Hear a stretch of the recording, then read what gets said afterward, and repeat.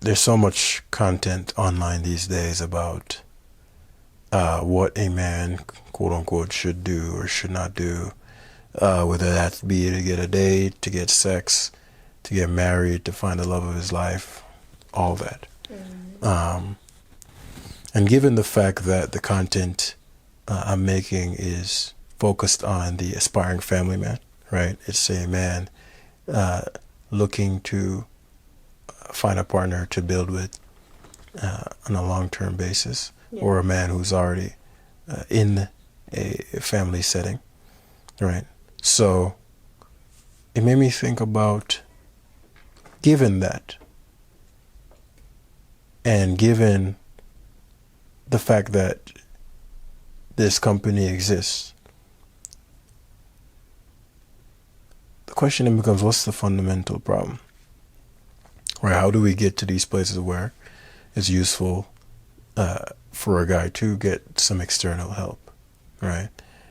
And a pattern that many may not realize is that most problems within relationships start at the foundation, meaning probably first few interactions, where whether they know it or not, the man is establishing the context, establishing the terms of the dynamic. This goes for all the way from a one-night stand to, a 10-year marriage that ends in divorce. Everything within that dynamic that precedes likely started, almost guaranteed started in the beginning, right? And so it's like, well, what does that look like? That looks like many things, but today we're going to be touching on some first principles, right? That's what distinguishes the information. I always often hear like, man, why does this feel so true?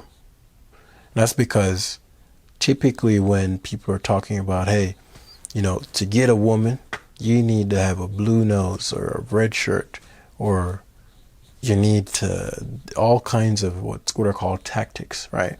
Tactics are things and actions that work in certain situations and don't work in certain situations, right? What I'm breaking down to people are the first principles of human relationships, right? They are things that principles don't have context, meaning they're true no matter what. So a principle of life may be that all human beings need to breathe in and out to live, right? If you stop breathing, you die. That's a principle of a human.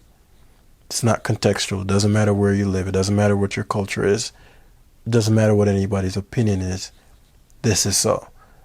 So when I'm having these conversations, these are conversations that are built upon first principles of human relationships, right? As a relational scientist, it's imperative that I'm discussing things that are factual, not opinionated. So with that context in mind, going back to how most relationships fall apart, the foundation is critical. So as a man, if a family man is listening to this, some guy who intends to have that someday, or has that right now and is wondering what's going wrong, it's imperative that he understand what we're about to talk about, right?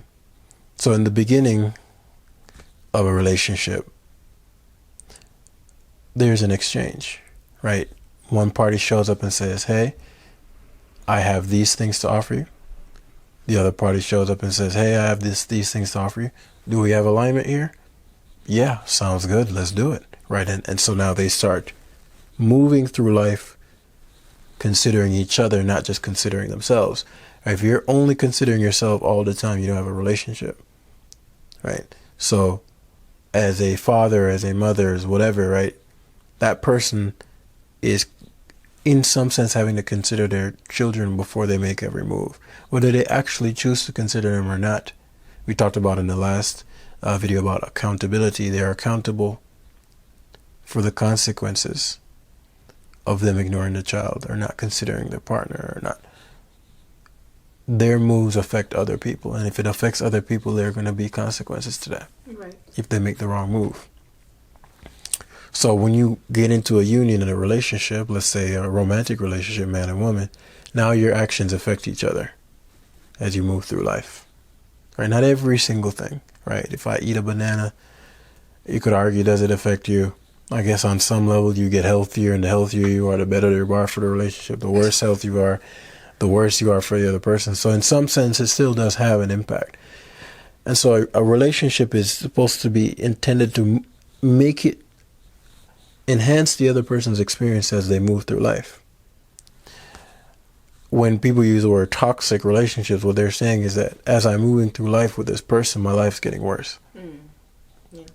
Right? It means I'm bounded to them, but my life gets worse the longer I'm with them. Right? And we won't go into how, each party's contributing to that toxicity. We already had the accountability conversation. I'll let everybody breathe today. But the foundation that was set in place very early in that dynamic is what determines how it turns out. And today I really want to talk to the guys, right, and discuss some things some lies they were sold that lead them to having these high divorce rates, that lead them to having these situations where it feels like the woman doesn't respect him, or she cheats on him. This is going to be a raw conversation, right? We're going to be focusing today on reciprocation versus compensation. Reciprocation versus compensation. So let's start with defining those terms, right? Reciprocation is when I give you something willingly, and you give me something back willingly that I want. So I give you something you want, you give me something I want. I give you something you want, you give me something I want. And it's willingly, right? If it's not willing, it's called coercion. It means I take something from you that I want that you didn't want to give me. So reciprocation is the glad, willing exchange of valuable things. I want that apple. You want to give me that apple. So we're both happy. You want my potato. I want to give you the potato. So we're happy. Coercion is you have the potato. I want it. You don't want to give it to me. So I take it. I'm happy. You're not. Right. Then we have compensation. Right. You have a potato. I want your potato. You give me the potato and you're expecting something back in return. So now I owe you. You're looking for compensation. Compensation comes when there's an imbalance in value. It means you've given me something, or you have something I want, and in order for you to give me access to it, I got to give you something you want. Right. Right. But for it to be compensation, then the thing you want from me has to be at least as much as, it has to be equal value to the thing that I'm getting. All right, so to word that differently, compensation, if we have an example, you have a car that I want, right? And you say, okay, we're friends. You can have the car. I want $10,000 for it. I say, okay. I take the car and I say, okay, I'll give you $10,000 next week. Right. I take the car, I start driving it. 3 weeks goes by and you don't get the money. What are you going to say? You owe me. I owe you. Why is that? Because there's an imbalance. We were both supposed to get something we wanted. You got nothing. I got what I wanted. You got nothing. So let's say I show up and said, actually, this car is only worth $5,000, and I give you $5,000 instead of the 10 we agreed to. Are you going to feel like I still owe you? Yes. Right. Because you thought the car was valued at $10,000. I thought it was valued at $5,000. And so I don't agree with the level of value that you see in your car. Right. And so now, even though I've given you money, you want more. You want to be equally compensated. Right? So compensation, the desire for compensation exists when the value I see in it and the value you see in it don't match. Right. We both want the car. You want $10,000 for it. I'm only willing to give you $5,000. That's very important. Now, how does this tie to relationships? Well, men are often taught that to get access to a woman they desire, it's the same principle. Meaning, in order for me to get access to the presence of this woman, it is not enough for my presence to be the exchange. Access to her presence is worth more than access to mine. And so when a man has this assumption, he goes, you're beautiful, you're gorgeous. I need to compensate you for that. So what he does is he becomes and offers things that she desires so that she will give him access. Because the perception is that the value he sees in her is not equal to the value she sees in him. The value he sees in her presence is not equal to the value she sees in his presence. So because that is imbalanced, right, he needs to compensate her for the imbalance. So you want access to me? You can have it if you can get me these things. Now, if a man agrees to that, this is where the relationship and foundation comes from. If a man agrees to an imbalanced relationship, agrees to a situation where the woman doesn't perceive the value in him that he sees in himself, that will be the foundation for the rest of the relationship. So if I have to take her on 1 million dates, totaling 5,000 spent before, okay, now you're worthy of my presence, that man has to understand that that will be the dynamic moving forward. She already told you the value she placed on your presence, and it's beneath the value she places on hers. And if that's the case, then she's going to require you to compensate for the imbalance. Now, if she is in the presence of a man where his presence is valuable to her, at least equal, if not more valuable than she perceives her presence, she won't ask for any compensation. Being around this man will be sufficient, right? And what makes up and what dictates what a man's presence is like? We talked about the two things: his physicality, right? That looks like his physical appearance, sex appeal, things of that nature, and his personality. That looks like his humor, his intelligence, his resourcefulness, all those things, right? What makes up the person aside from his position in society and his possessions? That is what dictates how a woman feels in a man's presence, and that's what's most important to her. That's what dictates what's most important to her, right? And this is where the guy who compensates with his possessions says, hey, I want access. I want that baddie right there. She's so hot. And so he goes over and he's indoctrinated to assume that because she's gorgeous, because so many other men likely want access to her, he needs to compensate her for the imbalance in his value. Not understanding that every woman sees men all the time that she would require no compensation from, because she genuinely is drawn to that man. She values that man's presence. Oh, I'd like for him to approach me. Oh, I would like to meet that guy. And in her mind, she's already wanted to meet him because of the attraction she has for him, the intrigue, the curiosity. And so just access to his personality, physicality is sufficient. Now, things beyond that for a long-term relationship, there are greater exchanges that can be made. But in terms of the baseline foundation, both parties at least see their presence as equal to each other's. The value that she sees in him is equal to the value he sees in himself. If the value he sees in himself and the value she sees in him is not matched, So I think I'm the shit and she does not.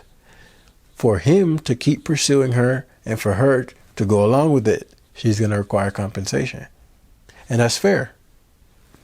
It's upon the man to know and recognize that she's saying to you by her demands that, hey, you're going to have to be paying bills. Hey, she's communicating to you that your presence to her is not as valuable as it is to you. And she has every right to believe that. So if there's an imbalance and you don't want to be in a situation, because again, how you start is how you're going to maintain. So if you're having to compensate consistently, when the compensation ends, that's why a lot of times when a guy is like, man, the moment I lost my job, she left. She never perceived that much value in your presence. The compensation was the relation. The moment the compensation is in jeopardy or gone, she is gone. Because she would rather be in the presence of a man who she values. Or she perceives as more valuable than her. His presence, not his position, not his status. Because her highest value over money and status is how she feels. This is why it's very common for guys that have possessions and positions to have a girl get with them, gorgeous girl that is there for his possessions and position, and will cheat on him with a man that has far less than he does. If the most important thing to a woman was the possessions of a man, the position of a man, then every woman would be with the man that has the most of those. That is not how things work. Right. Oftentimes, the men that most women fantasize about, her fantasies have to do with his physicality, sex appeal, his looks. More accurately, sex appeal, because guys will think, oh, it's a chiseled jawline. The way a woman fantasizes varies. Like, you have no idea what turns her on. But that particular man's sex appeal or physicality and his personality, where there is, more rugged, dominant, whatever that looks like for that woman, those are the things she's imagining. Those are the things that arouse her, because when the groundwork of the most important thing has to go down, which is sex, in terms of what distinguishes a relationship from being platonic and non-platonic, it's sex. If you're not having sex, it's a friendship. So it's not really an elephant in the room unless you're 10, right? Sex matters. And so the woman must desire to have sex with the man. If the desire for that, when she's in his presence, she's like, ugh, eye roll. If his presence creates an eye roll, she's going to require compensation. And it's very important for men to understand, if he's in a compensatory relationship, that woman does not value his presence. And the moment either she gets in the presence of a man that really does it for her, remember his physicality and personality, she doesn't have to give him anything. He doesn't have to give her anything. She's gonna, especially if she perceives him and his presence as more valuable than even her own, it's even possible for her to try to compensate him to get access to it. Right? We see this often. Probably the most common example of this is the older woman and the younger guy, right? Where she's not in her sexual prime in the way she used to be from a beauty standpoint. She's like, I'm willing to compensate to get access to that physical experience, right? So it's really important to understand the difference between this. So what a man should build the foundation of his relationship on is reciprocation, not compensation. In a reciprocal dynamic, both parties at minimum perceive each other comparably, or the woman perceives him as, oh my goodness, your presence is so valuable, because he's developed himself into the valuable man. His presence must be the foundation. If it is his position, the moment that position is in jeopardy, his relationship is in jeopardy. If it is his possessions, the moment his possession is in jeopardy, that relationship is in jeopardy. if it is the man he is that the woman craves most, because every woman craves the presence of the man that she fantasizes about. If it is not you, if it is not if you're not that for her, it's a very dangerous place to build that foundation from. Right. Because she may encounter the man that's present, that does it for her when she's in his presence, and he may end up sleeping with your woman. Right? And this is one of those tougher ones to swallow, because, you know, a lot of these conversations are being had online, and frankly, I can tell a lot of the people speaking about this from a guy perspective have never been in a lot of the experiences they're describing. They've never been in situations where they can see a variety of taken women wanting to offer themselves this in spite of their situation, right? In spite of the marriage, in spite of the relationship, in spite of whatever, because now, oh shoot, I'm actually in the presence of a man that does it for me. And again, what I see online is stuff thinking, oh, I gotta be 6'10", I'm cooked, right? I gotta be, no, right? You can be a 5'8" guy, and you weren't her quote unquote type in her mind, and your presence is so powerful that she can't even express and explain why she's so sexually aroused by you. Right? It's not about being but that's a whole different conversation, right? A man must optimize himself to be the best man he is for himself, and partly based upon what women like. It's an exchange, so you can't just be what men like. You're not, unless you're going after men, right? So if you're fat, then you only cannot get access to women who like fat guys, or you're going to have to change your fatness, right? But you can't be fat and complain. That's not an option, right? What altering yourself does is it expands the range that you have access to. So if I'm somebody, I have chiseled abs, I take good care of myself, I groom myself to the best I can be, dress well. These things aren't, as long as you're not doing things that you don't even align with for women, if this is an expression of who you are to some extent, then you can't just go, well, it's all about me. Because women can't do that either. Even if women say all the time, oh, I dress for women, or I dress for myself, that's just not true. That's true sometimes. And sometimes they dress for men. That's the truth. So when women are dressing, especially if a woman is looking to attract a certain man, women know, based upon how they dress, they attract different guys.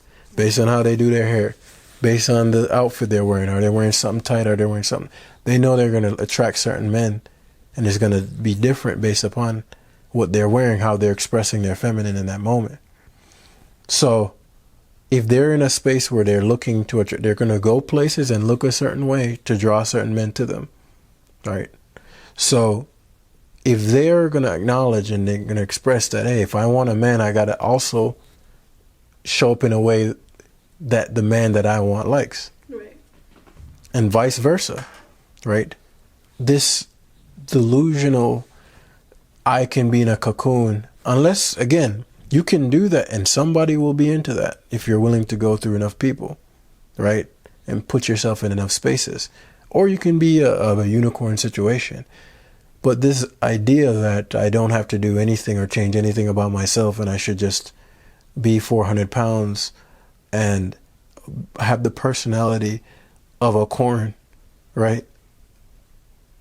And just expect, oh my goodness, my presence is immaculate, right? And I should just be delusional.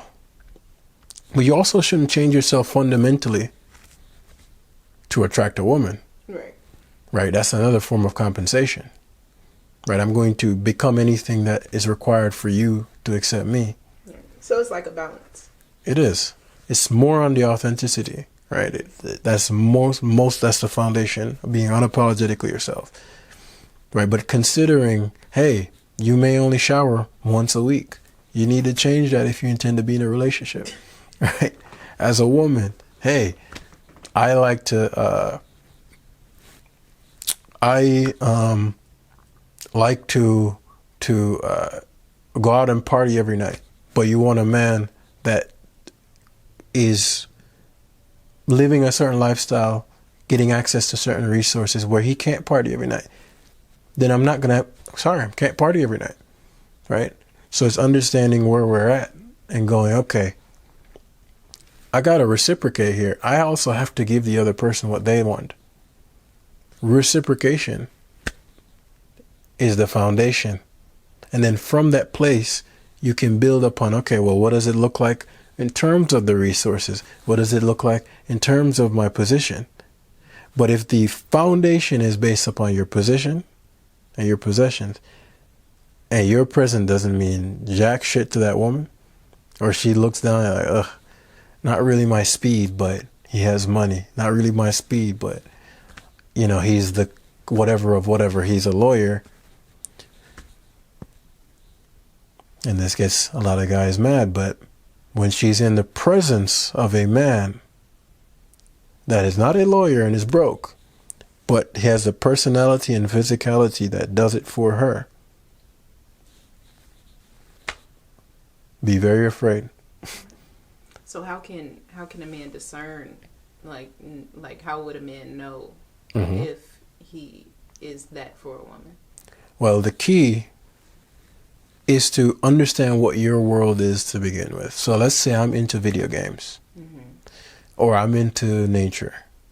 The critical component is to invite a woman into your world.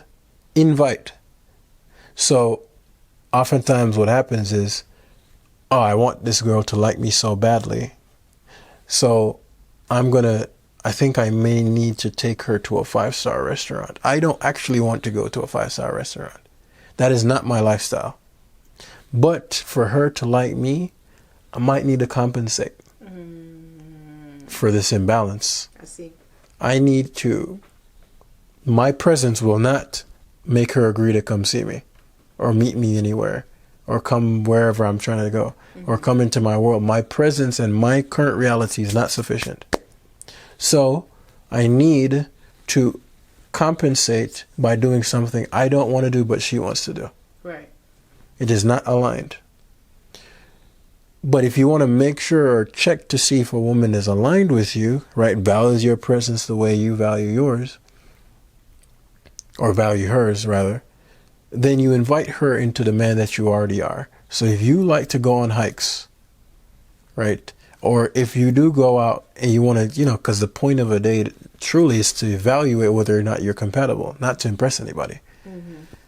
Right? Only men who are seeking to compensate for their presence or their lack of presence, lack of the value of their presence, compensate through dates. Right. Right? Showing people a good time.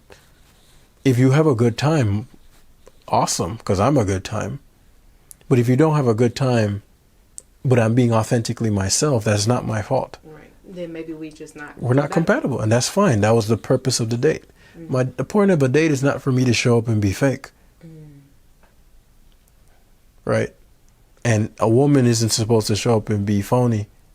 The point of the date is to show up and be real and see if we're compatible. Right. But if we're too distracted by it needs to be a $500 meal, that woman is not interested in your presence. And your presence is the foundation of everything. That's all y'all got, is each other. That's quite lit. I don't know how we've forgotten this. Who you are is the basis of the relationship, not what you have. It's insane, like, that we have to say this in this day and age. Yeah. I do understand that part of a man's value is his possessions and position. That is part of his value in society. But it's not the most important thing when building a long-term relationship with a woman. Right. So if a man's seeking to see if she values his presence like he values hers, he will find out in her desire to be around him independent of anything else. Right. when a woman is really feeling a guy, when women know, I'm feeling him, she is not concerned about nothing. You want nothing more than to be in that man's presence. Yep. And do things with him that, whatever we're gonna leave off this video, right? That's your primary, the feel.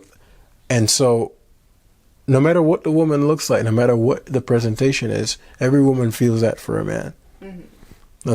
As long as she's heterosexual, there are men that she's like, just his presence alone would suffice.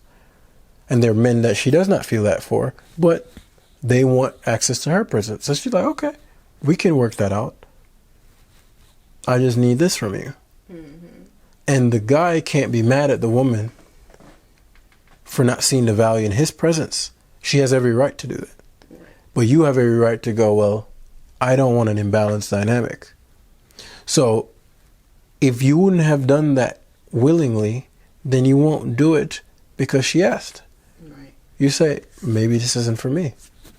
You don't get mad. You're not, you blah, blah, blah, this modern woman that. You go find a woman that's in alignment. Mm-hmm. Now, if your presence is trash, then you build upon yourself. Right? Because again, you have to have something the woman wants too. Mm-hmm. You can't just show up, bust in 2 seconds and say, well, what she wants doesn't matter.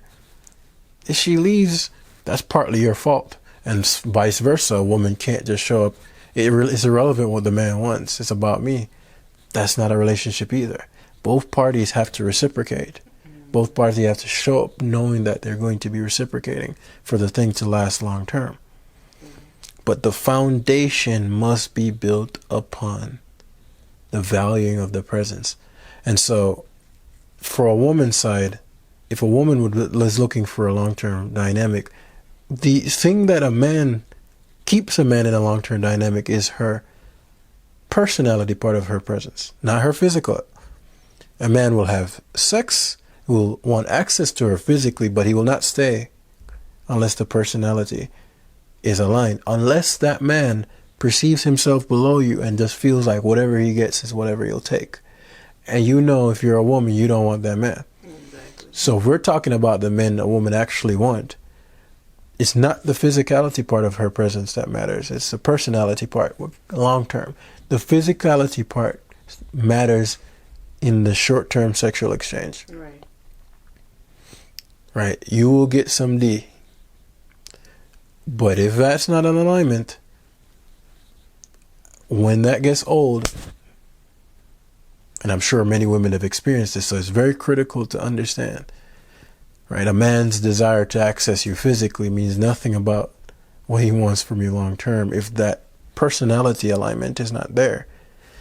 Right? For women, it's a little different. They want both. They want the physicality and the personality. Now, women are a lot less looks focused than men are, but it matters. Right? You want to be sexually aroused by the man you're with, even if he has a great personality. Right? And there are things men can do to make themselves have more sex appeal, right?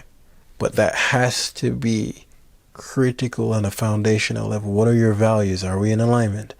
What's important to you? Which is what your values are. Right. Are we in alignment? Humor, are we in alignment?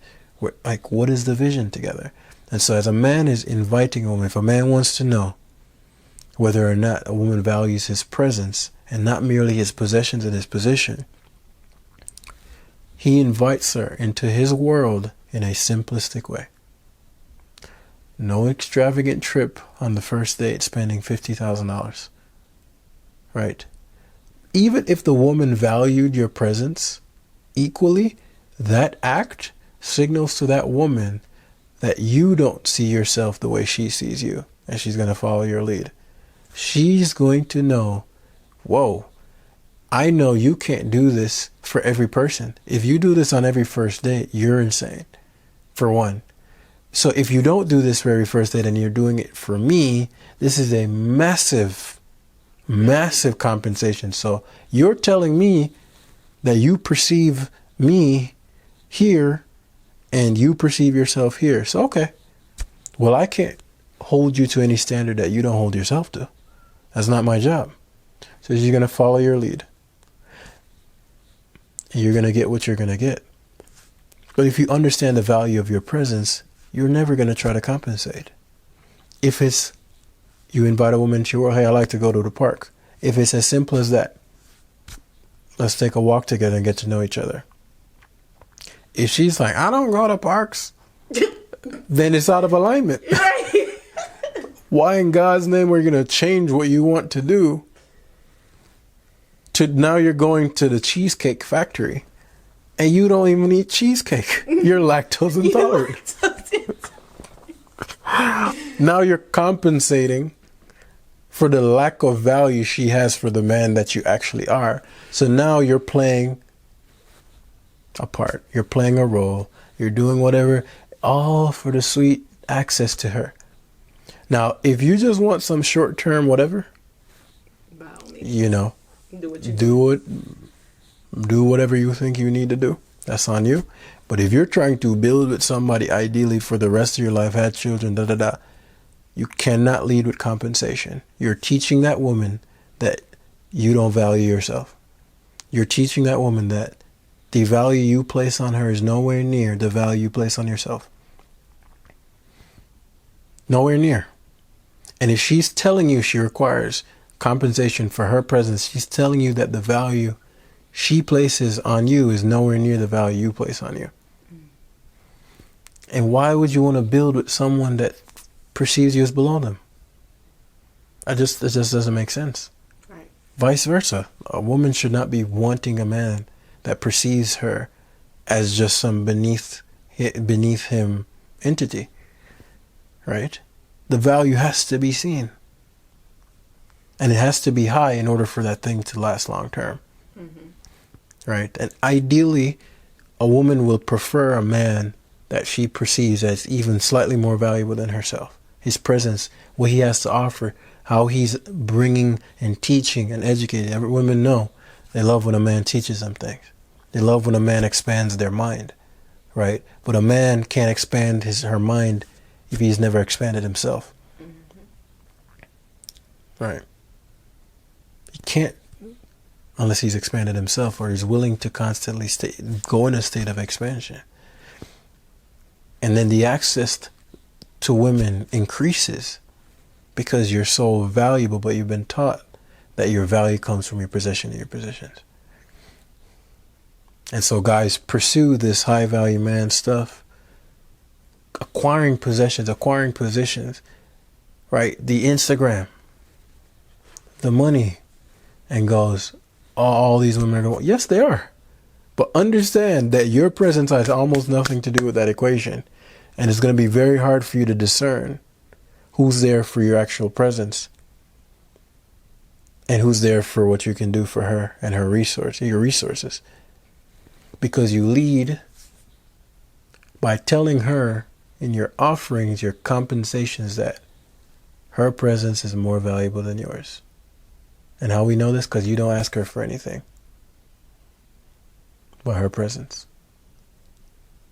But in your case, she doesn't give you anywhere near her presence unless you give her everything. The imbalance is right in front of you. So what is a man to do about this? Well, increase the value of your presence. That's the only thing you can do. And find women that align with the man that you are.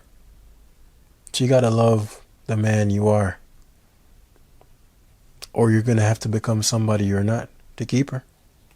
How long can you keep that up? That's why I say if it's a short-term exchange, so be it. But if we're talking about building a family with someone, then your presence must be paramount. She has to go, we're laying in bed, just talking. And women know, I feel amazing when I'm around this man. We laugh, her feelings in the presence of that man is paramount.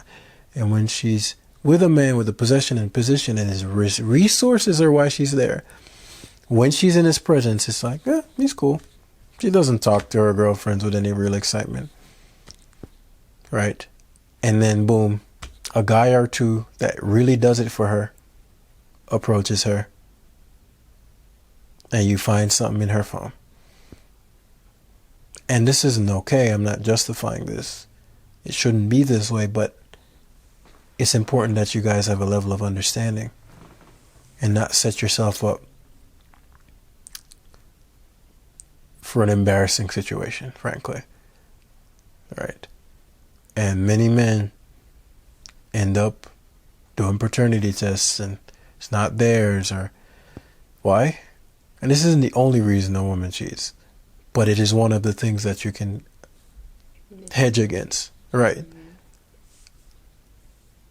And it doesn't justify lying and betrayal and infidelity. It doesn't justify it. But if you knowingly enter, after knowing this, enter a situation where it's already imbalanced, you must understand that men and women have equal value fundamentally. The feminine force in the universe, the masculine force in the universe, there has to be a balance for existence to be present. So if you fundamentally assume because you're a male, the presence you have is not as valuable as the presence of a woman, you're wrong. You must show up with the understanding that your presence in and of itself is not fundamentally less valuable than the presence of any woman on earth. Simultaneously, the presence of any woman on earth is not fundamentally less valuable than any man on earth. Is it going to be equally valuable to all men? No. Is it going to be equally valuable to all women? No. But it is not fundamentally less. But if you have been taught that your value as a man is fundamentally less, this is a false thing I hear. When you're a young man, you are valueless. That is not true. Young women, if we're going to use how I think most guys try to use this, a woman allowing sexual access to her, who the hell do you think 16-year-old girls are with? 30-year-old men? Like, it is very obvious that that's not the case. If we're talking about the value of the presence of someone, the value, the fun, the feelings a woman has around a man is the most important, whether they're both 16, they're both 18, they're both 20, they're both 25.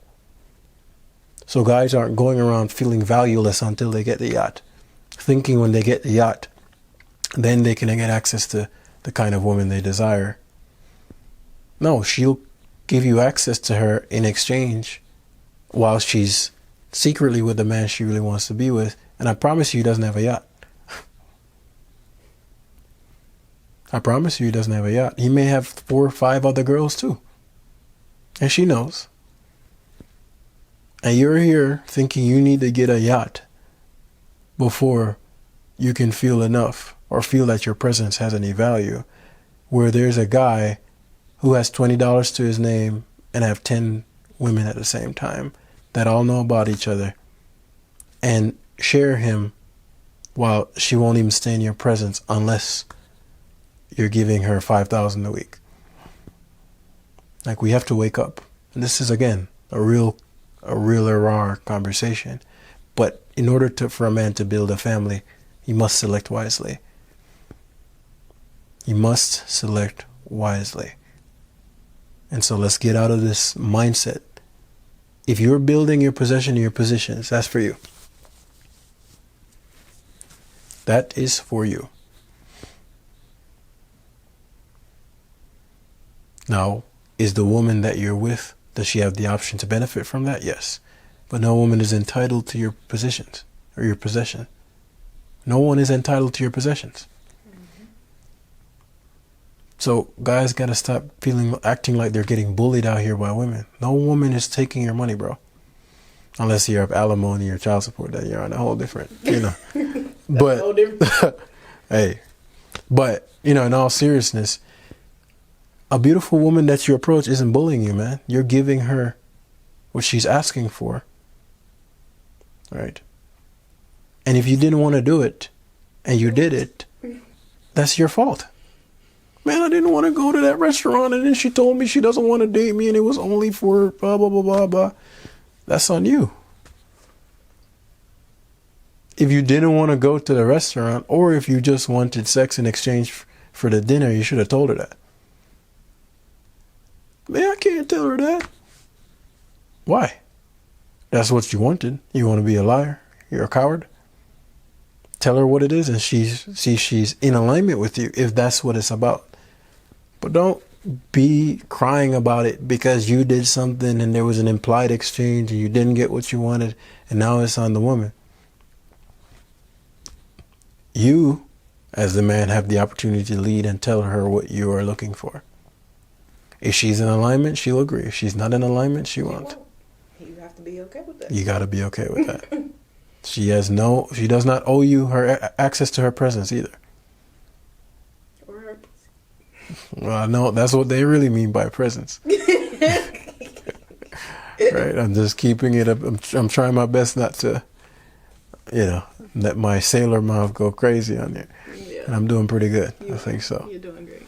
But yeah, that's all, man. It's really critical to have a solid foundation, because it sucks when you see a guy, 2-3 kids in, find his girl in Miami doing some shit that's crazy, and he's like, oh my, I can't believe this. And then said guy says, oh, well, all women are blank after all I did for her. Don't only do something if you choose to do it. Stop doing stuff for her. If you're going to give her something with no expectation. If you're going to have an expectation, tell her the expectation. But don't exchange and pretend it's a gift. And then when you don't get what you wanted back, you cry. Have the balls, the courage, no longer be a coward and fear women and go, oh, well, I couldn't say what I really wanted. Like a bitch. Right, and that's something a man can develop. I had to develop it. I didn't have that boldness. Right? But I had to make a decision. Am I going to keep moving through life like a coward? Fearing women. Why would you be fearing women? Do you want to teach your sons to fear women? Do you want to teach your daughter to fear men? Like, why are we fearing each other? Like, that's some kind of strategy and something to hold up and... Right? It's nonsense.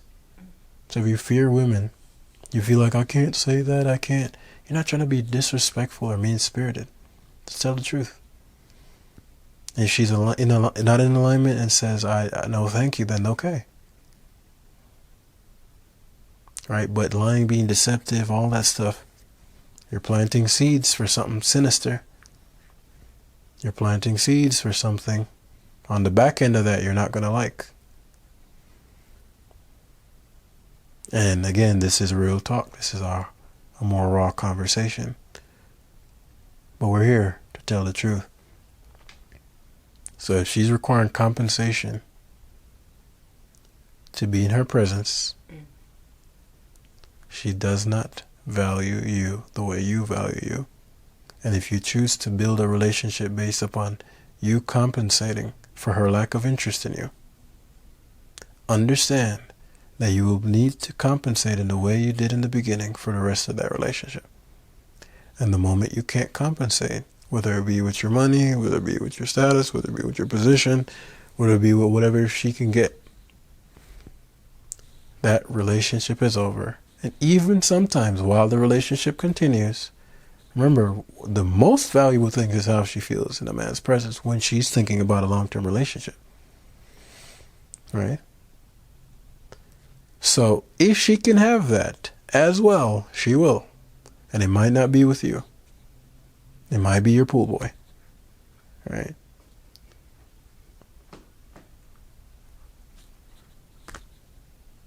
This is the truth. And as men, we said, principle number 1 is face reality.